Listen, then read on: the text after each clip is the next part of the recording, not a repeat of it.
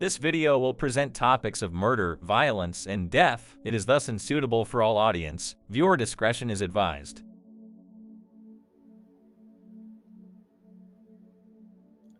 The Herero and Namaqua genocide, which occurred between 1904 and 1908, was one of the most brutal episodes in colonial history, perpetrated by German forces in what was then known as German Southwest Africa, present day Namibia. Here's a brief overview of the historical context, events leading up to the genocide and its consequences. In the late 19th century, European powers scrambled for control over territories in Africa, exploiting its resources and establishing colonies. Germany, under Chancellor Otto von Bismarck, established German Southwest Africa in the late 19th century. The colonization of German South Africa led to significant conflicts in indigenous groups such as the Herero and Namaqua, who resisted German encroachment on their lands and way of life. German settlers and colonial authorities encroached on the traditional lands of the Herero Namaqua, seizing their cattle, restricting their movements, amongst other things. In Germany, 1904, the Herero people, led by Chief Samuel Mara Herero, rose up against German colonial rule, spurred by the grievances over their land exploitation, forced labor, and other forms of oppression. German colonial authorities, led by General Lothar von Trotha, launched a brutal military campaign to suppress the Herero uprising. Trotha issued an infamous extermination order declaring that the Herero people must leave the country or face annihilation. German forces carried out massacres, including the infamous Battle of Waterberg, where thousands of Herero were killed.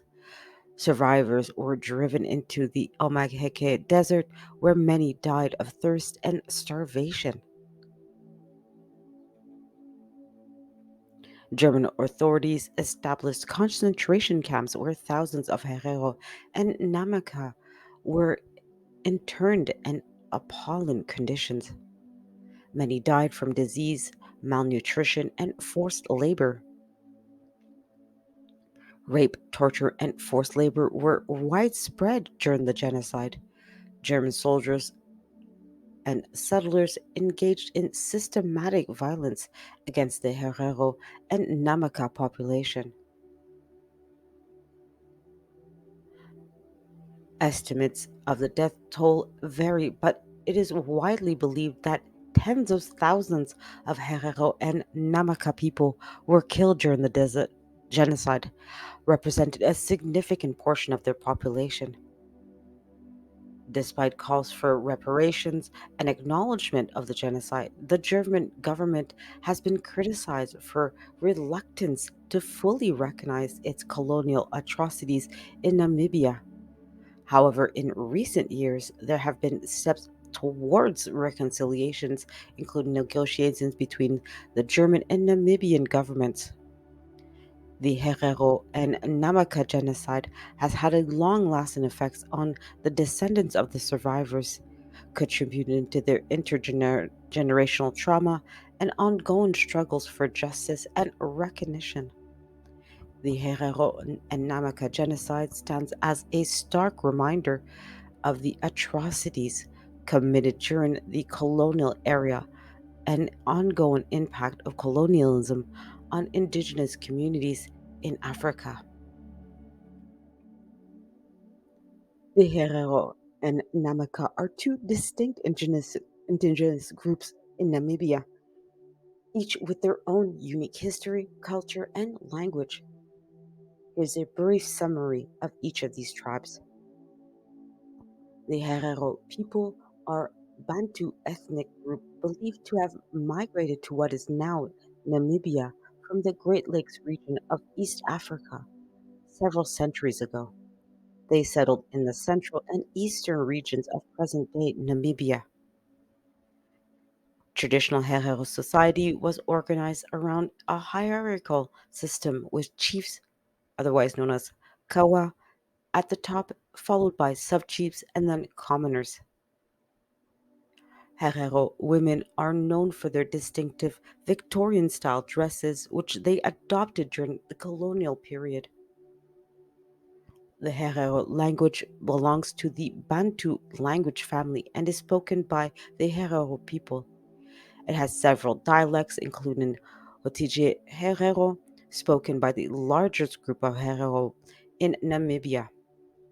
Historically, the Herero were predominantly pastoralists, relying on cattle herding for their livelihood. They practiced sustenance agriculture and engaged in trade with neighboring groups. Traditional Herero religion involves ancestor worship and the belief in a supreme being known as Omokuru. Christianity as well has a significant presence among the Herero introduced during the colonial period.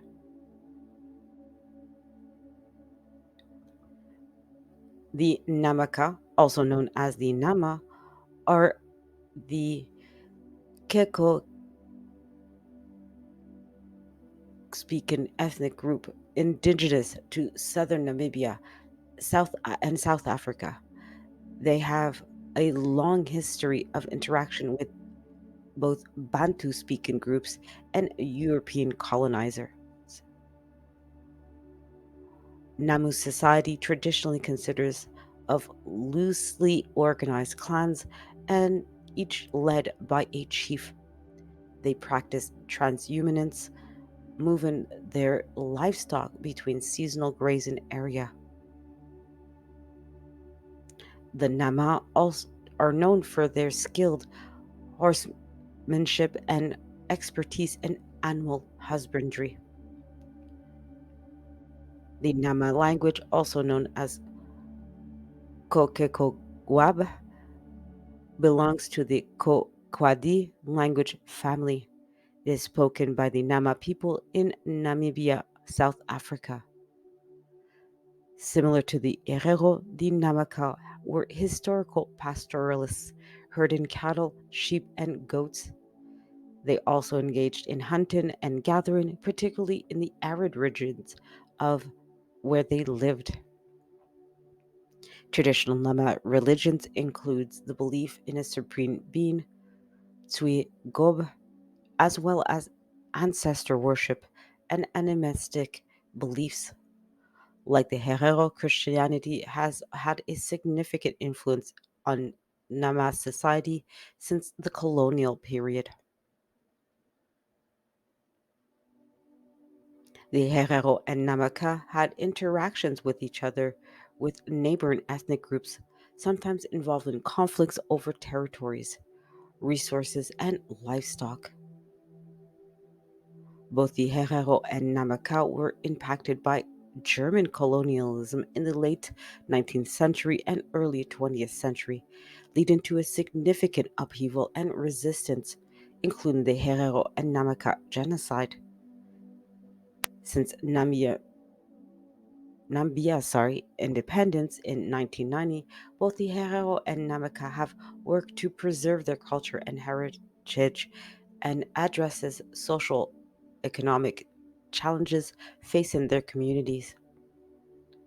Despite their distinct cultural identities, the Herero and Namaka share a history of resilience and adaptation in the face of external pressures, including colonialism and modernism.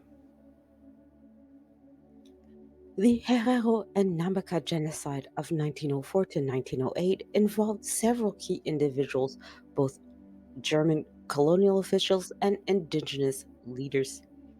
Here's a brief description of some of the most notable figures involved. General Lothar von Trotha. Trotha was the commanding officer of the German forces in German Southwest Africa during the Herero and Namaqua uprisings. He issued the infamous extermination order against the Herero people, declaring that they should be driven into the desert and any who refused should be shot. Trotha's ruthless tactics and policies played a central role in the genocide, including the forced marches of Herero people into the desert. Governor Theodor Lutwine. Lutwine was the governor of German Southwest Africa during the initial stages of the genocide.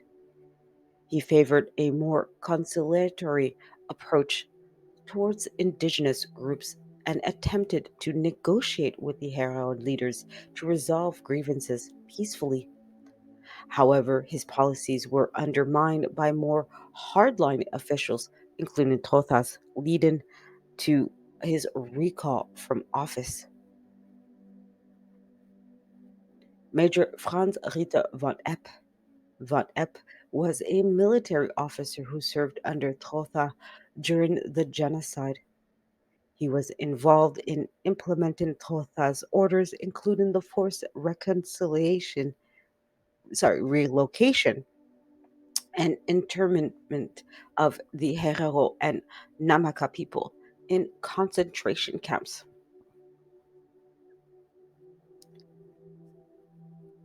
Chief Samuel Maharero was a paramount chief in the Herero people during the Herero uprising against German colonial rule. He initially sought to negotiate with the Germans, but eventually led the Herero into, open rebellion in January of 1904. Maharero's leadership during the uprising shaped the course of the conflict and its aftermath.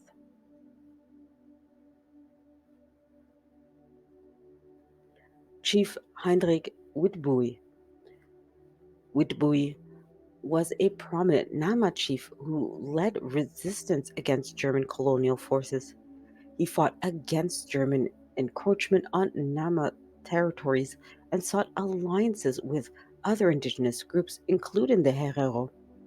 With Bui's guerrilla tactics and leadership skills made him a formidable opponent for German colonial forces. Chief Jacob Morenga. Morenga was another Nama chief who played a significant role in resisting German colonial rule. He had led Nama fighters in guerrilla warfare against German troops and was known for his strategic acumen and bravery. Morenga's military exploits made him a symbol of Nama resistance during the genocide. Reverend Heinrich Vetter. Vetter was a German missionary and historian who documented the events of the Herero and Namaqua genocide. His writings provide valuable insights into the perspective of both German and colonial officials and indigenous people during the conflict. Dr. Eugene Fischer. Fischer was a German anthropologist who conducted research in the German Southwest Africa during the colonial period. His theories on racial hygiene and eugenics influenced German colonial policies, including those implemented during the genocide. These individuals, among others, played a pivotal role in shaping the course and outcome of the Herero and Namaqua genocide, leading to lasting impacts on the history and memory of Namibia.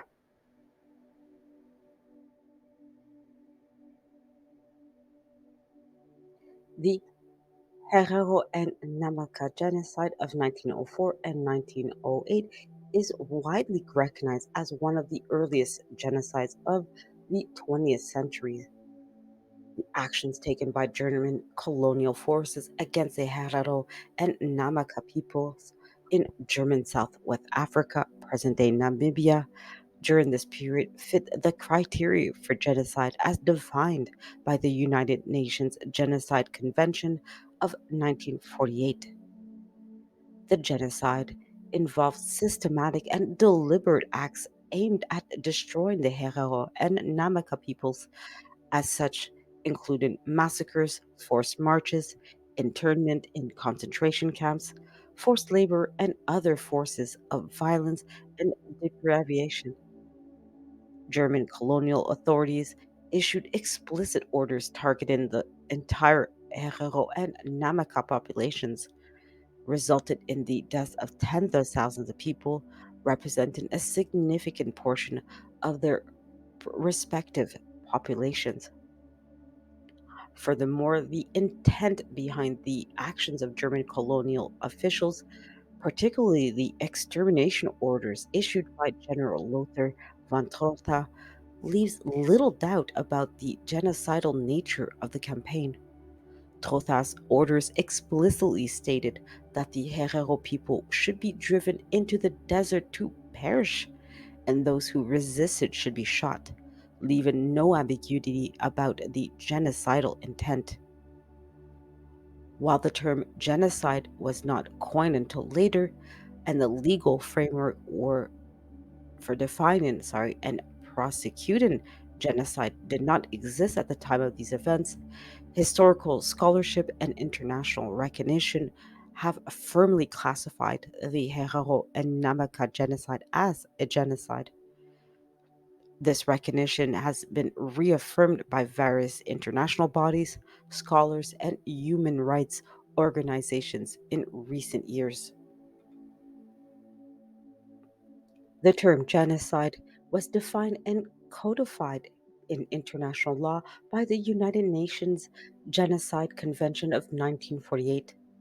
According to Article 2 of the Convention, genocide is defined as any of the following acts committed with intent to destroy in whole or in part a national, ethnical, racial, or religious group. First, killing members of the group.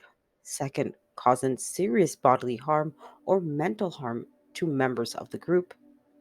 Third, deliberately inflicting on the group conditions of life calculated to bring about its physical destruction in whole or in part.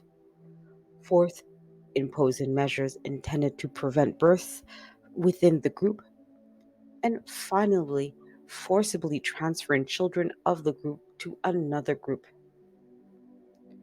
To prevent genocide, it's essential to address underlying causes and risks factors, as well as to promote a culture of prevention and accountability.